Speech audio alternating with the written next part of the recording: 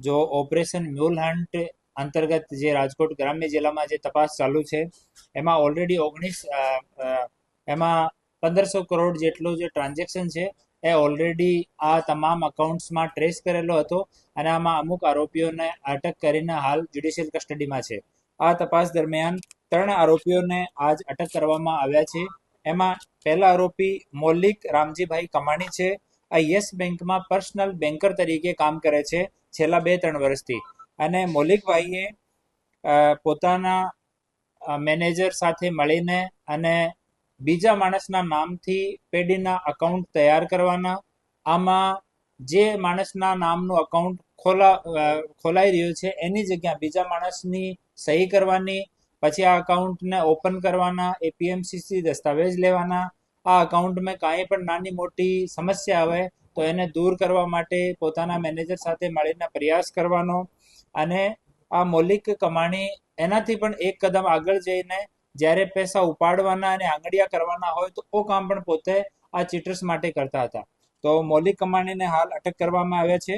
એ મૂળ મેઘપર કાલાવાડ જામનગર જિલ્લાના રહેવાસી છે.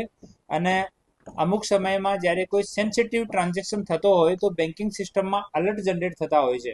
તો એ લોકો આ અલર્ટ જનરેટ કઈ રીતે ફાઇલ થાય અને અકાઉન્ટ પરત ઓપન થઈ જાય અને ટ્રાન્ઝેક્શન ફરીથી એના ઓપન થઈ જાય એના માટે અલગ અલગ ઇન્વોઇસીસનો, એપીએમસીના કાગળોનો, બિલ્સનો યુઝ કરતા હતા.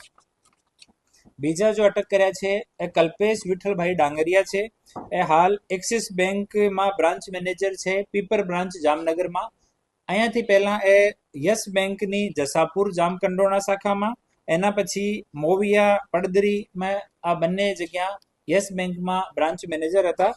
અને કલ્પેશભાઈ વિઠ્ઠલભાઈ ડાંગરિયા છે એ જો આ કેસમાં મેઇન વોન્ટેડ આરોપી છે. યાજ્ઞિક ઉર્ફે લાલો.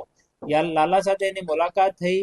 લાલો એની મુલાકાત ઋષિત રેણી સાથે કરાઈ. એ લોકો નવા જ્યારે એકાઉન્ટ પેઢીના ખોલતા હતા ત્યારે લોકો બીજા સ્ટાફને ત્યાં મોકલીને સહી કઈ રીતે કરવાની છે, કઈ રીતે જો સિસ્ટમેટિક વેરિફિકેશન છે એને બાયપાસ કરવાનું, આમાં એ લોકો મદદ કરતા હતા. આ બેન્કિંગ સિસ્ટમમાં ટ્રાન્ઝેક્શન્સની અમુક મર્યાદા હોય છે તો આ મર્યાદાને બાયપાસ કરવા માટે એપીએમસી જો માર્કેટ છે આનો એક વન ટાઈમ લેટર મળે છે કે ભાઈ આ પેઢી અમારે અહીંયા કામ કરે છે તો આ લેટર તમે લઈ આવો તો પછી તમારા ટ્રાન્ઝેક્શનમાં વાંધો નહીં આવે. આ પણ સલાહ એ કલ્પેશ ડાંગરિયાએ એ ચીટર્સને આપી હતી. એના સિવાય જો કોર બેન્કિંગ સુવિધા છે કે ભાઈ આ યસ બેંકમાં દરેક બ્રાન્ચ હોમ બ્રાન્ચ જેમ ગણાય છે. તો જે બ્રાન્ચમાં પૈસા અવેલેબલ હોય કેસના, આ બ્રાન્ચ માટે એ લોકો પણ આને રેફર કરતા હતા કે આજ અમારી બ્રાન્ચમાં પૈસા નથી તો તમે ચેક લઈને આ જગ્યા, જેમ કે રેસ કોર્સની બ્રાન્ચ છે, આ જગ્યા તમે ચેક લઈને માણસને મોકલો. ત્રીજા માણસ જો આજ અટક કર્યા છે એ અનુરાગભાઈ ચંદુભાઈ બાલદા છે. એ હાલ એચડીએફસી બેંકમાં કામ કરે છે પણ એનાથી પહેલા એ યસ બેંકમાં પર્સનલ બેન્કર તરીકે કામ કરતા હતા અને જસાપુર જામકંડોરણા બ્રાન્ચમાં કામ કરતા હતા. અનુરાગભાઈ બાલદાએ ઋષિત રેણીની સામે બેસીને ગોંડલમાં ફોર્મ ભરવામાં આવ્યો અને આ ફોર્મ નરેન્દ્ર નામના વ્યક્તિનો અકાઉન્ટ ખોલવામાં આવ્યો, પણ એની જગ્યા નરેન્દ્રની જગ્યા આ ઋષિત રેણીએ સહી કરી હતી. અકાઉન્ટ ઓપનિંગ ફોર્મમાં પણ, ચેકબુકમાં પણ અને બીજા જેટલા પણ વેરિફિકેશનના કાગળો છે આ તમામમાં ઋષિત રેણી એની સામે સહી કરી હતી. આ જાણવા છતાં અનુરાગ બાલદાએ નીચે ફોર્મમાં કે ભાઈ હું સર્ટિફાઈ કર્યો છે કે આ માણસ જેના નામ લખેલું છે આ ઉપર સાઇન કરી છે, તમામ વસ્તુ લખીને વેરિફિકેશન કરીને બ્રાન્ચમાં આપ્યો અને બ્રાન્ચમાં એના જે મેનેજર છે એને વેરીફાઈ કરીને આ અકાઉન્ટ ઓપન કર્યો. તો એ 3 લોકોની સંડોવણી આ ગુનામાં મળી. તો એ ત્રણો બેંકના 3 કર્મચારી હતા. આ 3ને હાલ અટક કરવામાં આવ્યા છે. અને બેંક તરફથી અમે લોકો ઓરિજિનલ જેટલા ઓપનિંગ ફોર્મ આ લોકોના ટેન્યોર દરમિયાન જેટલા પણ અકાઉન્ટ્સ ઓપન થયા એની માહિતી પણ માંગી રહ્યા છીએ ને પછી આ તમામ ડોક્યુમેન્ટ્સને એના જો ઓરિજિનલ ઓનર્સ છે એના સ્પેસિમેન, સિગ્નેચર્સ અને રાઇટિંગ સાથે એફએસએલમાં મોકલવાના છીએ. હાલ સુધીમાં આ કેસમાં 20 લોકોની અટક થઈ ગઈ છે, આ 3 સહિત. અને 20ના 20 માણસો જે કસ્ટડીમાં છે, હાલ એક પણ માણસને બેલ મળી નથી. અને ટોટલ 85 જેટલા બેંક અકાઉન્ટ મળ્યા છે જેના ઉપર 1930ની 535 જેટલી કમ્પ્લેન રજીસ્ટર્ડ છે. આ કમ્પ્લેન જો 535 છે આમાં 74 કરોડ જેટલો અમાઉન્ટ ઇન્વોલ્વ છે જો ખરેખર સાયબર ફ્રોડનો અમાઉન્ટ છે.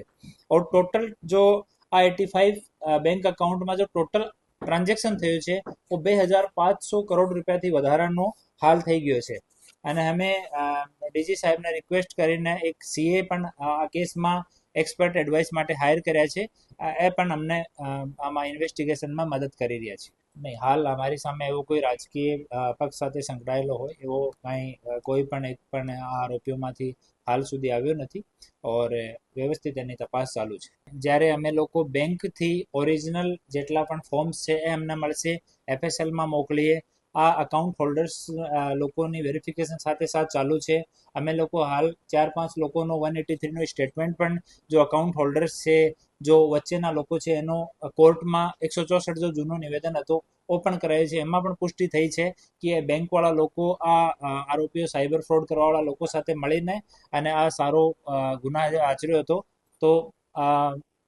એક વખત વેરિફિકેશન થયા પછી થઈ શકે કે સંખ્યા ઓર વધે અકાઉન્ટ્સ આપણે અહીંયા નહીં છે મોસ્ટલી તો રાજકોટ અને આજુબાજુના છે અકાઉન્ટ હોલ્ડર્સ ઓર અકાઉન્ટને જો ઓપરેટ કરવાવાળા લોકો છે તો આપણે રાજકોટ જિલ્લાના અને આજુબાજુના લોકો છે હા એપીએમસી માર્કેટ જેમ કે અમુક પેઢીઓ માટે અમુક અકાઉન્ટ્સ માટે ગોંડલ એપીએમસી નો લેટર યુઝ કરેલો છે અમુક માટે આપણી રાજકોટની જો એપીએમસી છે એનો પણ લેટર યુઝ કરેલો છે અને આ મેનેજર સાહેબ જો છે આ એના દિમાગની આ હતી કે ભાઈ તમારે એપીએમસી નો લેટર જે મળી જાય તો પછી આ ટ્રાન્ઝેક્શનમાં તમને વાંધો નહીં આવે આમાં રાજકોટની અને ગોંડલની ઓર બાકી આજુબાજુની જો અમારી પાસે પેઢીના નામ અને અકાઉન્ટ નંબર આવી રહ્યા છે એની અમે તપાસ કરી રહ્યા છીએ ઓર જો પેઢીમાં ટ્રાન્ઝેક્શન ડાઉટફુલ છે આ પેઢીઓ માટે અમે ફર્ધર અલગ અલગ જગ્યાથી માહિતી માંગી રહ્યા છીએ અને જેટલી એપીએમસી છે આ એપીએમસી તરફથી પોલીસને 100% સહકાર મળી રહ્યો છીએ જો દસ્તાવેજ અમે માંગી રહ્યા છીએ આ તરત અમને મળે છે અને આ તમામ દસ્તાવેજોની વ્યવસ્થિત તપાસ ચાલુ છે